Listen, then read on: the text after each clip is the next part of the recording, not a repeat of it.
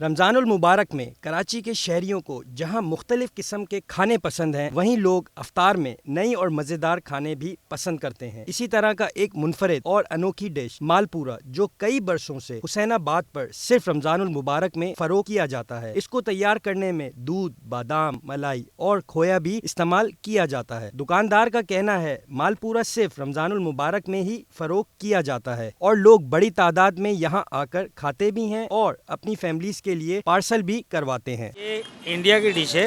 मुंबई में, दिल्ली में ये अक्सर वहाँ रमज़ान में अक्सर वहाँ ये होता है और यहाँ भी हमने स्टार्ट किया था। तकरीबन 37 साल से तो मैं लगा रहा हूँ। इसमें सूजी होती है, मैदा होता है, दूध होता है और ड्राई फ्रूट वगैरह डलते हैं। मलाई के साथ इसको खाया जाता है, मलाई इसके साथ देते हैं। ये सिर्फ रमज़ान में और ये शाम 5 बजे से सहरी तक होता है। लोगों का कहना है ये बहुत पुरानी सौगात है और हम बड़ी दूर से लेने आते हैं। घर में भी सबको मालपुरा बहुत पसंद है और बच्चे तो इंतहाई शौक से खाते हैं। काफ़ी टाइम से ले रहे हैं हम लोग, तो 6-7 साल तो मुझे ही हो गए। बच्चे, घर वाले सबको एक लेके जाते हैं।